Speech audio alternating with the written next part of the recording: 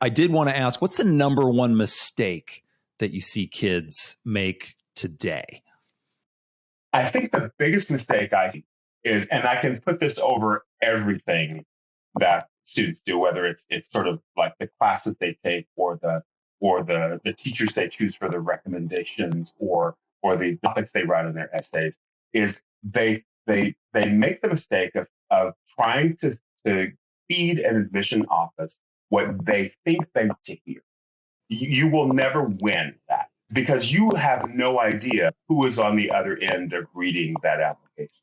So the only thing you can do is be yourself and say, this is who I am, and cross your fingers.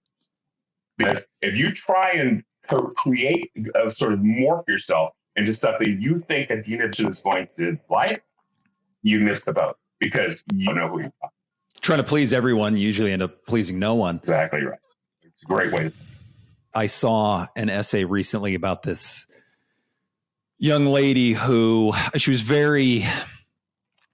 had extremely strong stats, clearly had spent a lot of time studying, working hard, very prim and proper young lady. And she wrote this essay about how when she would get stuck writing a paper at home, she would lash out and curse at her computer screen and just let it all go and really give it to that computer screen. It was such an off the wall topic. It just rang with truth.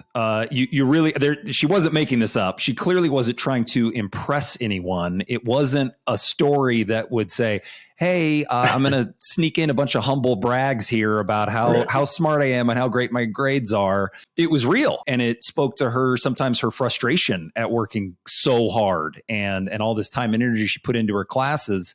And her personality just came flying through in this essay. And I thought it was just such a wonderful example of how sometimes that unexpected or just taking a chance can really make you pop in this process. And she got in all over the place. I think because it's an unexpected combination of the kid with the really high scores, the really strong grades in all the AP classes. And then here she is dropping a bunch of F-bombs at her computer screen late at night and isn't afraid to tell people about it. Right.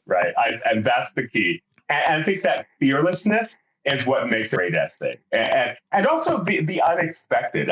When you said that, when you gave that example, I immediately thought of a young woman who I was working with here as one of my counselees. She's a water polo player, and she is very hard charging and like kind of tough. She could take you out in a hot second. Like, she was having trouble trying to generate an essay, and I kept asking her questions because one of the things that I do in my job when I'm helping families, of course, is just to try to draw the best out of you. And she was saying, "Well, I can write about water polo." I'm like, no, you have water polo on your resume. You have we already know your water polo skills. Like, well, I can write about how water polo made me. No. We're not going to talk about how water polo has made you a good person or a tough person or whatever. We're doing nothing having to do with water polo. So we're bouncing ideas, and she's like, I don't know. This took days.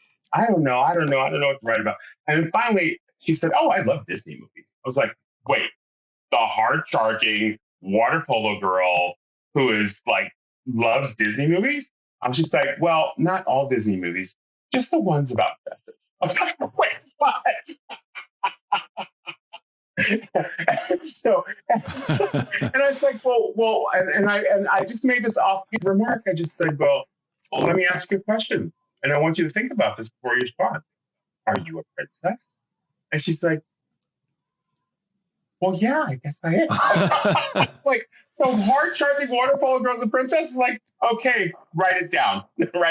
And she wrote this beautiful essay about first of all, that princesses, Disney princesses, most of them have had really tough lives. Like, their dads have died, or they've been pulled out of their kingdom. Their parents are always dying. Yeah, right. The parents are always dying. It's like, she's like, yeah, and I have had some tough times in my life too, and it's made me kind of a tough person, but princesses are badass tough.